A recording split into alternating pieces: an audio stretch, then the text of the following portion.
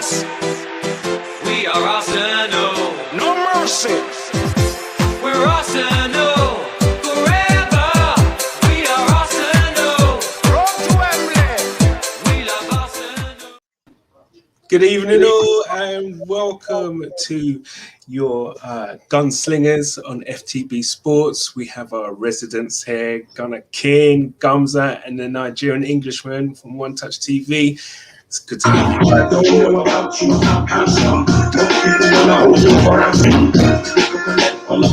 Hey, African Michael Jackson. Hey, What's going on, my people? Love that. Now. Listen, everyone, please smash the likes and hit the subscriptions. It's good. It's been an eventful week, and obviously, GunSlingerz here. We're talking about the big news, and the big news, obviously, this week is Mr. Daniel Ek, co-founder of Spotify back in 2008. Billboard named him the most influential most powerful man in music industry. Wow. Forbes has him listed as currently worth, this is in April this year, at $4.7 billion. That's 3.4 billion pounds. Arsenal currently worth 2.8 billion. So he's got a little bit of change. He still has something in the pockets there. Do you know what I mean? He still has a little bit of change there. For sure. So, I mean, could the takeover happen? King. Now, I don't want to ruin everyone's excitement. You've done that already. You've done that. I'm just set up the tone real quick. I'm the son of an accountant, right? Yeah. So, I mean, when you're talking about someone's net worth, being 4.7 billion US dollars. Liquid, is it? It's not liquid. Yeah, it's not liquid as well. Yeah, so not all of it's like cash that he can actually, sort of access. It's going to be tied up in a lot of things, and then it's a huge portion of his own net worth to take out just to buy the club in a COVID-affected environment where people can't go to stadiums, where their main revenue streams are being hit heavily. When I first saw it, if I was honest, I just thought, look, it's an Arsenal fan in a prevalent position. Obviously, speaking wishfully, obviously now this consortium stuff's going together and it's looking like there's some traction in it. I personally have reservations on whether the Kroenkes will actually sell as well, because I think they're going to go round again and put forward another proposal for this Super League, which I think will be looked at more favourably.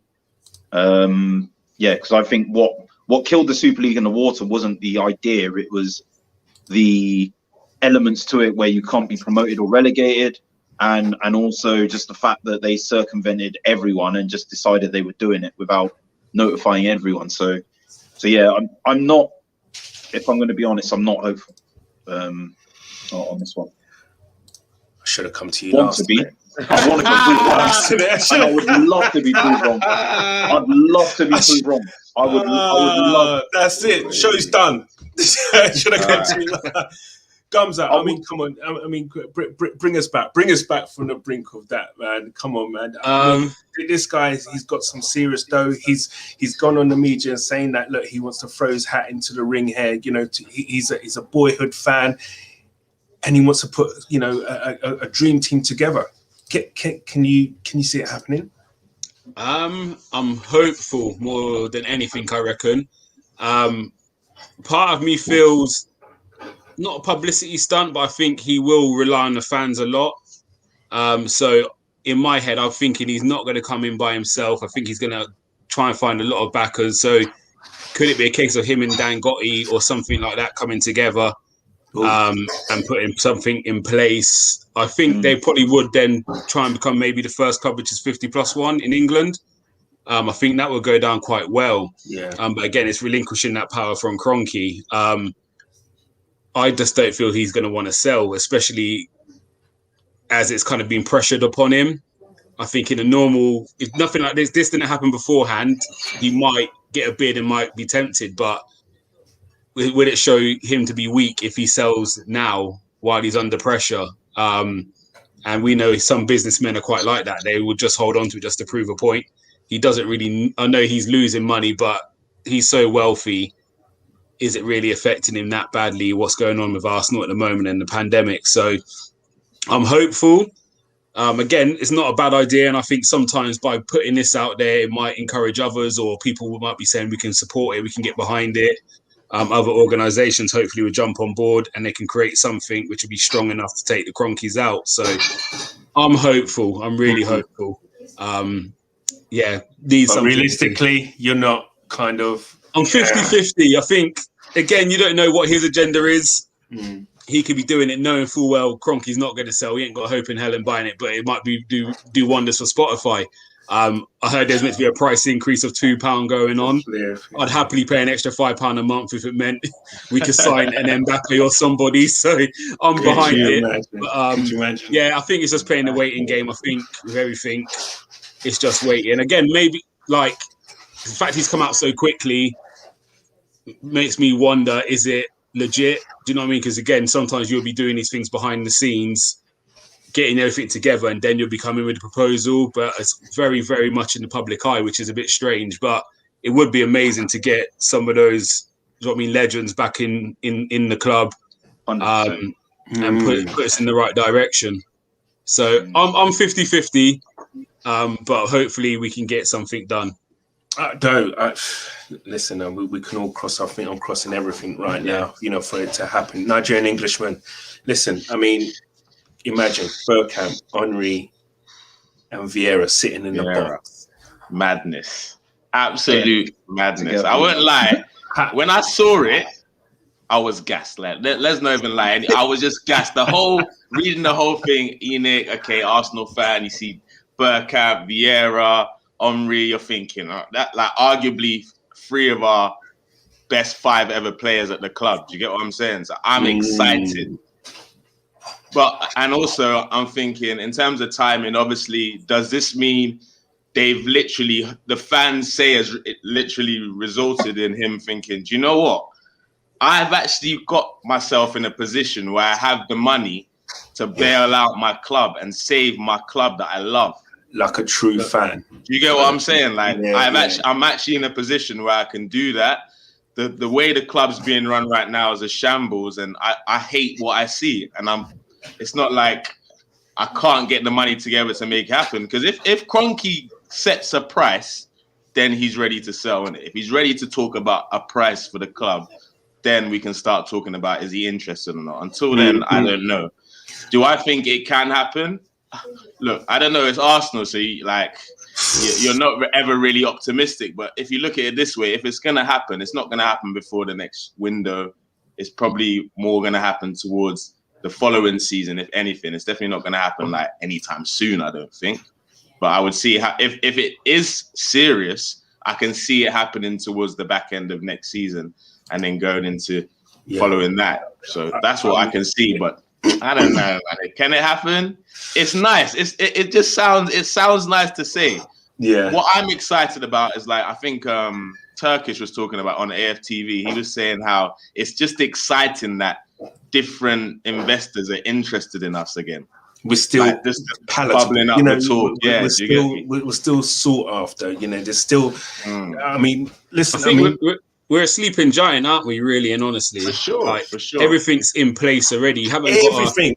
There's nothing. There's no money that needs to be spent on the infrastructure. It's just the squad. Like, you look at our stadium, it's top training range. Facilities. You know what I mean? Training facilities for the youth team and for the first team. My son played academy football, and do you know what I mean? Arsenal's training facilities for the kids is better than a lot of Premiership teams. Training academy for the first team, like, do you know what I mean? And we stay swagged out with our outfits and our fucking training tops and all sorts, mate. Yeah, so it's the infrastructure's there. It's now just needs that little push to get us over the line, don't it? So I'm in love with this idea of Daniel Ek, you know, a fan coming in, taking over. You know, it's such a a great idea.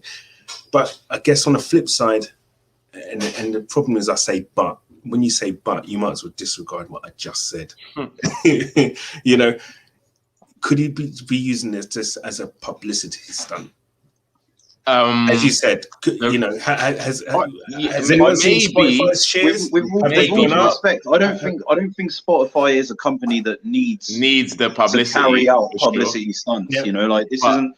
I mean, they're in a stable position. I mean, I work in technology. I recruit people that like design websites and apps. I've literally spoken to people in Spotify, you know, like that work as designers, user experience designers, and all sorts of things, and they look after their people. Like they've literally just sort of confirmed that you don't have to work from an office post COVID. Yeah. You know, they're a well-run business. They're a very, very well-run business, but not just in a business sense, in a sense that they look after their people and they do things in the right way. Well, do you know what? The music on the industry whole. might have a different take on that. What I mean by that is that a lot of the people in the music industry would have a thing or two to say about Mr. Eck in terms of the way that Spotify have actually, in terms of royalties and Good thing we're football fans, then, guys. I guess so, but then again, then again, you know, he's ruthless. Which That could But I be a mean, good isn't thing. that a hallmark more of the music industry itself, though? You know, like when Music you industry. Look, first and foremost, he's a businessman at the end of the day, right? He's an entrepreneur and a businessman. He's created his wealth. If he was to part with his wealth, I mean, I'm pretty sure the change what he has over would be about at least it'll be over $1 billion, isn't it? I mean, he's not going to go poor on that. It could happen financially. It can happen. And you see, when you were talking about it being a potential publicity stunt, the reason why I didn't think it was that is because of the 3 players that are involved. Like, unless one of them was to hear something from them. Unless I hear them say, "Oh, it's just rumors, it's talking." If they come out and say that, then okay, I'll think it's But a publicity also, I would like them to none of come them have out done and that. say, I'd like them to come out, one of them there to come out and say, this is serious. I would like that also. Yeah. For sure. The problem with that is, like, in a business sense, you know, whenever there's a merger or takeover going on, like, that's just not what you do. You know what I mean? Like, because that affects negotiations. You know, obviously, Good you point. know, I mean, you know, with Kroenke the other day when he came out and he said categorically, I'm not going to sell the club. I think it was Jason who was on the other day stream where he said, if you're a selling party, you never sort of come out and promote the fact you're selling something, because it's like a player, right? With a transfer, you know, the moment a player goes on the transfer list, his value plummets. You know, so it's no different. You know, like, so I wouldn't expect them to come out and You're right. publicly kind of say, And I think actually the fact that they haven't said anything, because if there was no truth to it, they would just come out and say it, right? And squash the rumors, right? Just say, nah, we're not involved. This is just a hoax and all that. But that's Guys, the comments is blowing up here, and I just want to kind of like just get through a few of these, okay? Just bear with me, and I think it might be a few talking points on here. Obviously, we've seen that even Mr. Silver Fox. Hi, Sham. Yes, Sham.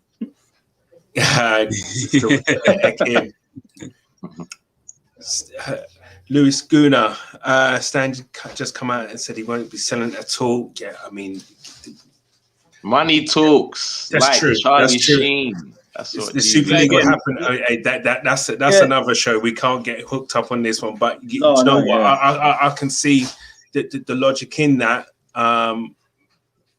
I can see it happening. Listen, the money talks, as you guys know. Like, he's not going to come out and say that he's selling the club. He's not going to do that, even if he wants to sell the club.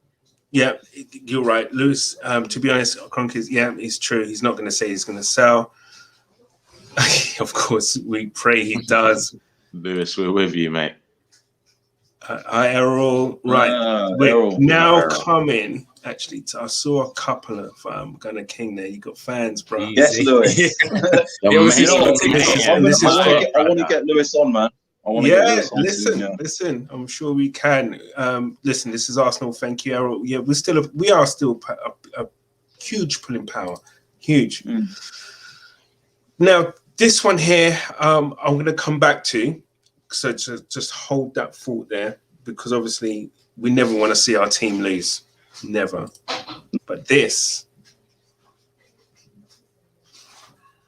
1.8 billion is due to be handed in before the end of the week, but it's also reported KSC want 2.15 billion for the club. I don't know, Jason. I have no idea whether or not you're getting your information from or whatever, whether or not this is true or false or just kind of baiting us here. And I just wanted to interject with what something the Nigerian Englishman said about it not seeing it. It could happen quicker. It could happen on a much quicker timeline. If you look at Newcastle last season, to when the guys came in, there was some talk behind the scenes. Another backer pulled out. I think it was a lady and an American group, and then the next ones when they came in from from January to the end of the season, and the only thing that stopped that was ratification from. But you know what? Do you know what? Though? So things can happen quickly if the money's there. I get that, but that was about 300 odd million, wasn't it? I think we're looking at 2 billion here. And not be small thing, no, and not be small thing. And no, but the thing is that to get everything in order legally, there's a lot involved. It's a lot because this ain't. Listen, I'm obviously I can't imagine what 300 million looks like, let alone 2.15 billion. Madness. Do you know what I'm saying? And to get everything legally, all the dot the I's and cross the T's to get everything all in order, how would that legally be done? To how long would that take? I get it, but it's such a huge deal. We're talking like a major takeover here. Sometimes you have mergers and acquisitions and things like that. These things ain't done on a whim. But listen. Things can be where there's a will. I'm pretty sure that. I like the idea of the Dangote and Enoch together, man. That's that. If that could happen, that's an interesting idea. I didn't even look at that. Dangote's net worth is much higher. His is closer to 17 billion.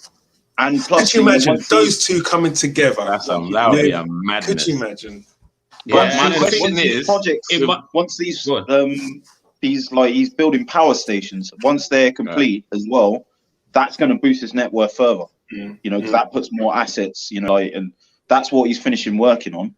And he came out years ago and he made no secret and he said this would be the year when I would launch that bid. So, he made his interest known years ago. Yep.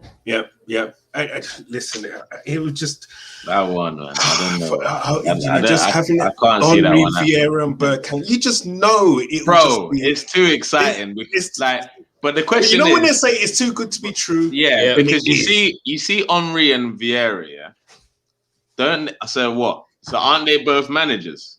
Well, that's the thing. So what happens? How would they? Yeah, how would the dynamics? How would it work? Anyone? I think they would sit on the board. They would all have positions within the board, so they would be like custodians. And what I've seen as a hallmark of the Kroenke era is a complete disconnect with the fans. Even the other day, Stan didn't address us directly. He owns the club. He sends his son. Yeah, he's like, what message does that give out? Do you know what I mean? So I think what Eke wants to come away from, obviously, being a CEO of a company like Spotify is no joke.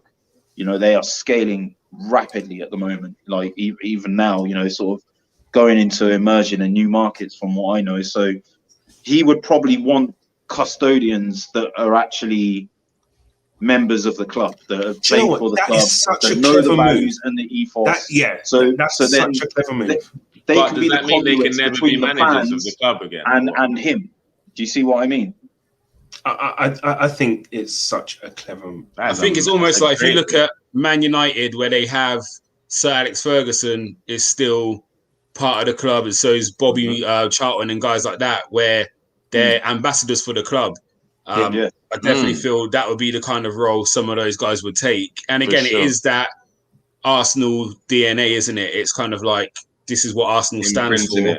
Yeah, and we'll be happy to sit behind the scenes, but make sure we don't come away from, do you know what I mean, what Arsenal actually stands for? Because again, the whole thing with Arsenal going into the Super League for me, it's just we've always been a classy club. Like, as long as I've known us, we've always carried ourselves a certain way, and the actions over the last year have kind of really hurt me in that sense. So again, the sacking of the staff, sacking of GunSlingerz. And don't get me wrong, I know it's a business, and when you then delve deeper into it, and media does have a part to play, when you actually delve deeper into it, the staff obviously got laid off, but there was an option, I think, for them to come back once football started back, because there were a lot of scouts where there wasn't nothing to scout on. There's no grassroots football. So, but again, when you're worth that much and you're Arsenal and the fans are still buying the shirts, it's kind of like, well, actually, you just pay the staff, isn't it? Like, no one wants to see them kind of headlines. That was a massive fail. We had a few over COVID. I think we was the first team in the Prem to tell the players to take a pay cut. We were the first to lay off staff, and you don't expect that from Arsenal, especially if you've got a billionaire owner who's probably making more money now because the Walmarts are going crazy. Like Walmart and Amazon would be making a lot. His wife's he's either the second. He's either the second or the third richest owner in the Premier League. Yeah, let that sink in. Yeah, and again, the revenue that Arsenal generate is probably in the top 5 to top 8 in Europe, if not the world. You've got a revenue generating club like us, and then you've got a guy whose personal wealth alone to back that up is exponential, and then he's married to the CEO of Walmart, and the wealth behind her is exponential as well. And this is what you do to the staff. That's why I say this. Yeah, that's why I say it's not impossible that Stan is a businessman first, before anything. So if he gets the right offer, he's taking it. He's not thinking about all this other. He's like, okay, cool. Pump this money into my American teams. Maybe they can push for NBA title or NFL title or whatever. He can do that. He can flip. I can flip it into this. So if we get the specific, if he goes as far as give us a number, then. Yeah, and that's what I'm hoping for. I'm hoping that this first bid goes in and he comes back and says, because again, if you said Arsenal's worth 1 point, what did you say Arsenal's worth? 2.7 billion. 2.7. So he's going to want to make money. So he's going to say, right, give me 3.5. No, I wouldn't even. Even if he sold today for 2.8, he's made hella money. Because when did he buy Arsenal? He's made a lot. He bought it for 1 billion, just over $1 billion. Yeah, but again, as the businessman, he might say, he trebled his money. Yeah, but again, he might try and price them out, and that's what I'm hoping. Nothing. Yeah, but I'm hoping that's when he states his price, like you said, and then hopefully it's then Dan Gotti says, actually, you're right, 3.5, I've got that, or let's cut, or that goes and finds other investors, and then the guy we're talking figures like 3.5, 3.5. That's nothing to them right over there. Yes. A quick call to the bank. That's a quick call to the accountant. That's not 3,500. This is why we've got the correspondent in Nigeria already, man. Yeah, bro. It's silly money. It's not even 3.5 million. We're talking 3.5. It's not even 350. You know, I don't even want to know how many naira that is. Nigeria. Could you imagine? There's not enough zeros in that. Brother, it's a madness. It's mad. Yeah, the money you're talking is mad, but it's just just 3.5. Just ask him. When you're talking 17 bill, 3.5 is nothing to them, is it? Like it's change, bro. It's silly money, but quite change. But yes, it's not. The thing is, though, I think what Sham said about the Super League. That's the one thing that's in the back of my mind, and even if it means, if he's a businessman, just to counter, what you're saying, just to give it a bit of balance, then the business decision would be to hold on until that Super League is in place. But you know what? He stands to make a lot more from that, albeit over a longer term and a more sustained period, than he would from selling up the club, and that's my major concern, because Sham comes up with some nuggets, by the way, because she's come out with this one. Arsenal owner is out due to no Super League happening next season. The owner treats Arsenal as another business. I hope you're right. Listen, I hope that is right. Listen, because I want him. I'm on it. I was trying to quickly, because I saw some report basically, and it was damning, right, on all the 12 clubs. I would say bar Chelsea and Man City, all the 10 of those 12 clubs need this Super League, financially need, because everyone's operating at a loss, a huge loss. I need to find that piece of work that was done, but it was damning, and we're actually probably one of the worst affected right now. So business-wise, it might sell. Business-wise, it might sell, because the thing is right now is that, okay, once crowds come back in, it's nice again. It's a nice, toy for those American owners to have. Right now, this Super League thing was a knee-jerk reaction. This was like a panic station. Everyone was just like, what can we do? Because right now, the Italian clubs, oh my God, they're hemorrhaging money. Spanish as well. Spanish as well. But seriously, the revenues though, what the Barcelonas and Real Madrid's getting and stuff, they're still making lots of money. They're still making. But no, it's not Premiership money. No, but the thing about it, that's it, and that's the thing. The Premiership is worth 3.5 billion, whereas the Liga and whereas La Liga and Serie A, we're talking hundreds of millions, not billions. But the thing, I think the other thing that you've got to look at, right, is economically speaking, right? Sort of the recession that's going to be onset from the pandemic, right? Look, FIFA and UEFA are going to be in the same boat as these leagues are. So can they really play hardball and deny this sort of change? In this sort of economic climate, again, I don't think what FIFA are going to do. I've got I have to really look at this objectively, with what I understand of business, put that hat on. FIFA and UEFA, if I'm being honest, would be silly not to be open to new ideas on how to create wealth. I think they are. Because I think they are. The thing is, a Super League is the biggest concern for me. A Super League, it's like if it's an additional competition, we've just got to start thinking about how many games are the players actually going to play every season. When is there a limit? Obviously, I love seeing games. I won't lie to you. I love seeing the fact that I watch a football game once every 3 days. I love it. Don't get me wrong. Yeah. But the dream they sold us was, this is just for this season while we get back in place, and then it's going to go back to normal-ish kind of. They can't go back to normal. That's the thing. It can't.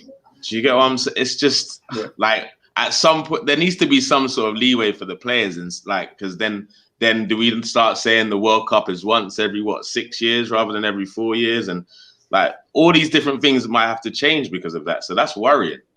That's the worrying part. But the fact that the Super League didn't work and there's still La Liga's not still getting Premier League money just shows me what's his name is going to come back again and again and again. I think how they would work around that is squads would get bigger. You're already seeing I think apart from Germany, right? In Germany, you have to have 8 players from German academies, and 4 of them have to come from your own academy in the squad. So other than Germany, I don't think other leagues how they get around that to protect their talent in their country. I think this could be a way that could actually improve that. Do you know what I mean? Where they have to pad out squads with more academy players. They have to be given more academy players opportunities. Squads have to be bigger. You look at American football and baseball franchises and basketball ones. Obviously, I don't want to compare it to them because I don't want it to be Americanized. But the reality is, you have big squads. You know what I mean? I hear you. But on the flip side of it, I know people play down the lower leagues. So down in League 2, League 1, they have a rule where you have to have one academy product on the bench or in the match day squad. And what you'll find is he's got no intention of bringing him on. He's just on there to Just make a a filler. number, the kid. So sometimes you're thinking, oh my God, this 17-year-old's been called up. He's not. He's just there to fill out the quota. So the same thing again, where you saying you've got just say you said you've got to have 4 academy boys in the squad. Willock, Maitland-Niles, Reece Nelson, Bukayo Saka. Still got ESR. Smith Rowe. Yes, That's your 4. Yeah, we're Doesn't mean smashing it. Nketiah, Balogun. Doesn't mean 4 of them. I mean, Saka's getting minutes, but the other 3, we see Nketiah on the bench. He don't come on unless it's injury. Reece Nelson don't come off the bench. Like, so. So the thing is, on top of what you're saying, like the thing that worries me is having that extra competition. Obviously, we're gonna have to have bigger squads. So is that gonna then mean that certain competitions are gonna be watered down even more? Because I personally feel if just say there's such a huge knock-on effect to it. Yeah, I feel if the big 6 were to leave, FA Cup would stay the same because that's played on weekends. I think the League Cup or Carabao Cup or whatever you want to call it now, that will get the big 6 will leave that, and that will just become now for the Evertons, Leicesters, and them teams. And the Premier League stays the Premier League. Do you know what I mean? And where people say, I understand it will weaken it because you're not fighting for a position to the same. Because when you're fighting for top 4, you're putting everything behind getting in top 4. If you're guaranteed Champions League football, you may then rest on a Saturday. But Arsenal did it the other week. When we played on the Thursday, we played again on Sunday, and you saw no Leno, no Chambers got rested, Pablo Mari got rested, Partey got rested. So teams have been resting players for years. When I look at old Man United teams, Dwight York, Andy Cole, Solskjaer, and Sheringham was their 4 strikers. Only 2 can play, and York and Cole would rest at certain times. So resting players isn't new. And I look at Pep Guardiola, the way he loves and goes for the League Cup. I don't think he's ever going in the Premiership happy with second place. I think he's always going to win that. You might get the odd team like Arsenal who probably would say, we don't care about the league, we're just going to focus on the Super League. But I think I look at Pep and he's got a lot of pride, and I don't think he would ever go into a season not trying to win every trophy on offer. I think my biggest thing though, if this does go ahead, that's got to be off the table. None of this automatic qualification. Yeah. None of this you can't get promoted or relegated. But have you seen UEFA's? Have you seen the new plan for the Champions League anyway? Yeah. So like again, 10 games in the 10 games, which is no different. 10 games and it's another league, isn't it? It's 2. Yeah, it's like a league, and the top 8 go through. So again, it's now giving some of the lesser teams a chance of getting through to the next stage. There's going to be a coefficient 3 teams place where go through now instead of 2 or something. no, it's one league table. Yeah, one league table. It's one top league 8 table of the top 8 go through. Yeah, so then you have a knockout. Oh, really? And they're saying even that I think there'd be four places which aren't earned on your league position. There's going to be 4 places which are done on. So, for instance, Liverpool, who are going to end maybe 7th this season or 6th, they will they're getting to the Champions League because of their coefficient place. So they're as much as they were all against it's all messy. It's all messy. They've now introducing this for next season anyway. Madness. So, is it next season or 2024? I think for next season. It must be the season after. It must be the season after. It must be probably the season after. But this is where I said at the start, before, when I saw the Super League, if that had come through UEFA, UEFA would have pushed it. But because the money's going to go elsewhere, that is why UEFA aren't pushing the Super League, but they're taking elements of it. And I think the Super League is probably a big play for the bigger clubs. So it's almost a state of saying, look, we can get together and take the best 16 out, or you can give us a bit more power within UEFA to make decisions in the Champions League. So when you then see, actually, okay, we'll give you 4 places, that's because Arsenal is saying, look, we're going to struggle in the league, but we can still represent in the Champions League now because we've got such good previous history in the Champions League. So we might nick a spot. Liverpool the same. You know what I mean? So I think it's a power play from the clubs. Yeah, that's just wild, mate. I just seen the comment, but I do think it's a power play from the clubs to say to UEFA, either give us more power within UEFA, or we will take this Super League idea elsewhere and do it ourselves. And I do think that's probably why it came out the way it did as well, to catch FIFA and UEFA off guard a bit. Listen, you know what? That's such. That's another debate, really. Right, literally. We need a whole other segment. The reason why I say it, sorry, just quickly, the reason why I say it is because look how quick UEFA came out with the new format. So it's a kind of it was a threat. play of. It's a threat. We are I listening think- to you lot. We will give you an extra space in Because at the case end you of the don't get day, Champions League one year. What do you want to see? What do you want to see on Tuesday and Wednesday? You want to see PSG versus Barcelona. You want to see Real Madrid versus Dortmund. You want to see the big Man games, United, don't you? yeah. And at the moment, there's not that many of the big games happening. I hear that. And I think everybody, and that's what sells, that's what creates revenue, that's what creates the excitement. And in all honesty, that's what the Premiership has. The Premiership, with these 6 teams, every other week there's a big game on, and that's what the Premiership kind of sells. Guys, I just want to kind of draw this to a close. We're obviously all in agreement in regards to, Mr. Eck, if he can get involved, for sure. Bringing in those 3. Get involved. It would be amazing if it was to happen. I believe. I guess. Is there any? I don't know. Is there anything else anyone wants to bring up in terms of what could happen with that and how the structure would be? How would it look with those 3? That's the thing. How would it look? Obviously, we know who would be like the technical director, the sporting director, the manager. The interesting thing about it is Bergkamp's got experience as a technical director. Not just that, it's with Ajax, right? Ajax, since I can remember, when I was a kid, he's been with them Ibrahimovic came through there, Kanu came from there. All these great players came from there. Years on, I'm a man, and they're still basically integrating people from the youth academy and then selling them on. Their model has not changed. So the thing is, our model with young players, he has been the technical director of the team in Europe for doing that. So that's what I like about that. So 100%. I think, and he doesn't want to be a manager as well, which is good. So I would see him working closely with Edu, maybe shadowing him, or sort of imparting that wisdom on him. And then obviously Armoury and Vieira have got the managerial experience and the experience of being big players. But they haven't been that brilliant. Gravitas as well. Do you know what I mean? King, so just not to cut you off, but King, do you think that with this consortium, this group, the goal is for one of them to be the manager with the takeover? Is that what do you think? I think so. Like, I didn't think it until we were just talking now. Like, because the only thing, I think they'll want to keep Arteta in place personally. Do you think they'll give him a chance with resources if and then one of them will step in as a caretaker and see how they do or something.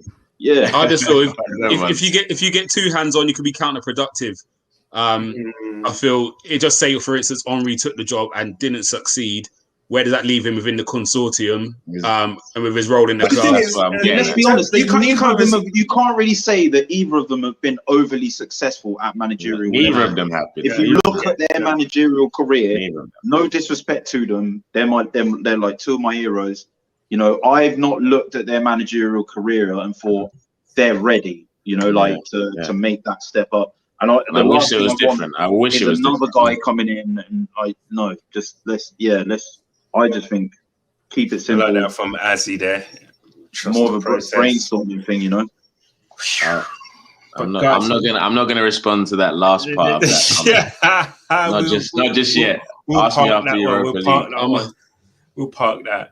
But what I wanted to do really was switch now to the Premier League Hall of Fame, and obviously our very own Armoury has been inducted into that. You're right, sorry, King.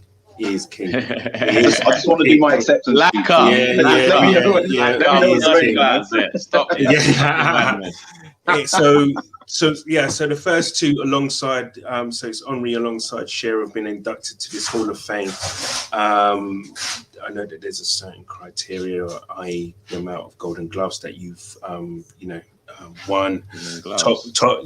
For goalkeepers to be included in it, they have to won the Golden Gloves a certain amount of times. So obviously for strikers, the amount of times that they've won the Golden Boot, how many goals they've scored, how many years they've been involved, appearances, etc. It's quite a big list, and there's also some noticeable absentees in there. So this is the nominees. There's some big names there. big names. Mm-hmm. You can't argue with any of them. None of that. However, I want you each. Oh, I've got my name. I wouldn't put a racist in the Hall of Fame. But No. I'm going to start off by saying, and I'm not sure about that criteria, whether or not he hits it or not. But why isn't Gianfranco Zola in there? Yeah. Good point. You have. I think another criteria I'm aware of. You have to have retired in the year of 2020 or before. Actually, there's one person that I don't think should be on that list. Don't say Letitia. Yeah, Someone said that to me hell earlier. no. Hell And no. I was like, Hell behave no. yourself. Oh, okay. Behave Hell yourself. no. RVP. Matt Letitia, what? No, Letitia was savage. Never. He was scored some of the best goals I've ever seen in the Premier League. Yeah, No way he's off that list. Yeah. I would no, say man. the guy. You guys, surely you know the guy. I think is RVP.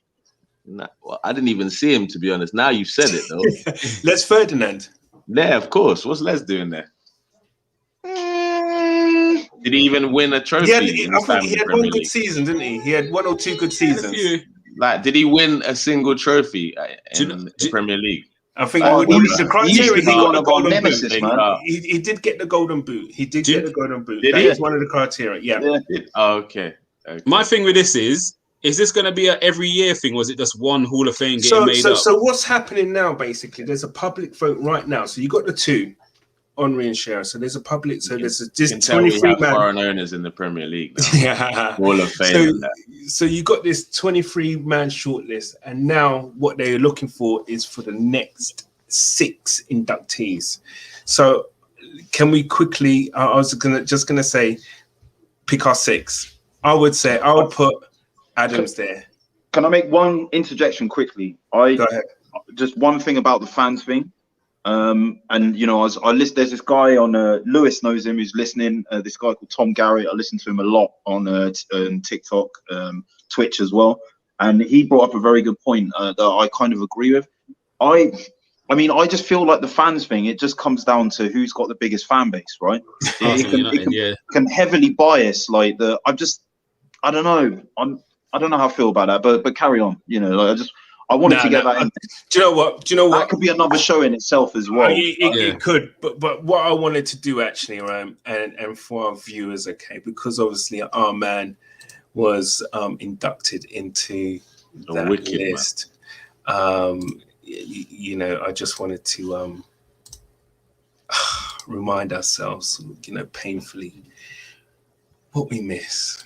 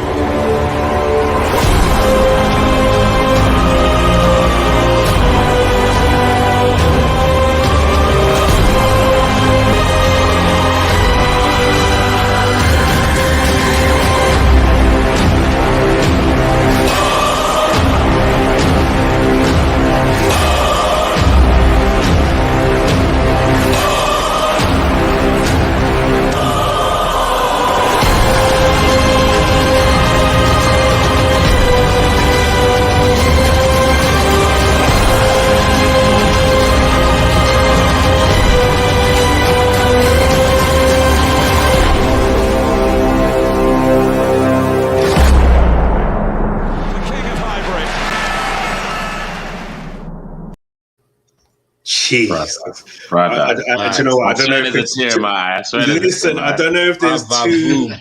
two words or one word. Goosebumps. Brother. Mhm. Oh my Bro. gosh. I Mate. guess even our viewers, it makes me Brother, cry. it's like I'm remembering when I saw the goals for the first time. That's what was going through my head. Yeah, First goosebumps. time I saw them. Flipping heck. You know what it is as well? Like, remember where you were when it happened. Yes, you know what I mean? exactly. Yeah. And do you know what I love about it as well? I remember every celebration. I just love the arrogance. So he looked, like we're giving the keeper back the ball. So you want to waste time again? Yeah. All right.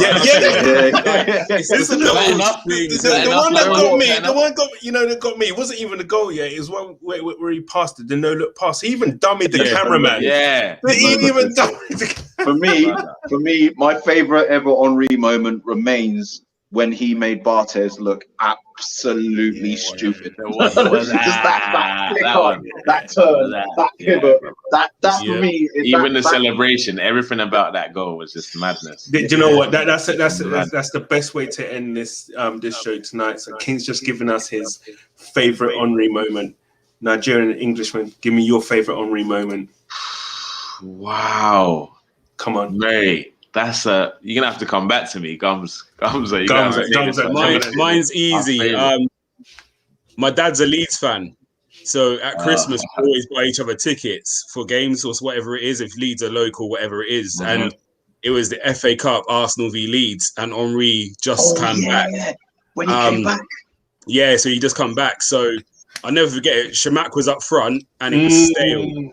And then 0-0, then Henry comes on. So the crowd, like, I've never felt an atmosphere like it when he came on. And he made the run twice. And he said something to Alex Song. And the third time he done it, Song giving him the pass. And when that went in, I've never felt a feeling. The stadium erupted. 100%. Like, even now talking about it, my hair brother, that one was special. That one was special. It was. Right. I've never ever experienced, and again, I've been to finals, and I've never experienced a feeling like that in my life. That was something special. Yeah, so that will live forever in my memory. Like even now, when that game comes on, I'm like to my son, I was there. I cried real tears. I've seen this. I cried real tears. That meant so much, and you can see it meant a lot to him as well. Like, and that when you realise he loved Arsenal. Yeah. Nigerian Englishman. Okay, my one. It has to be the Liverpool goal, the second one against Liverpool, man. Because I remember how bad that week was for me. Getting hyped up about the Champions League. Yeah. Then Wayne Bridge came to do a madness. United before that, it was just all like, what the? It was mad. And then that game, the way even the game came, the way like they went 1-0 up, then 2-1, and then Henry just like, bro. He picked it up. I thought nothing of it. I think I had my drink in my hand. It didn't last in my hand by the end of the game. Boy, like literally Dr. Pepper spilled everywhere. Like, it was a madness. And obviously I was watching it with my guy who was a Liverpool fan, which happened to be Saint LFC TV, by the way. It was him at the time. So boy, he knows what time it was that day. Excellent. So, I think Lewis as well. Real Madrid one's a close one. Yeah, that's a close one. Canners, what about you?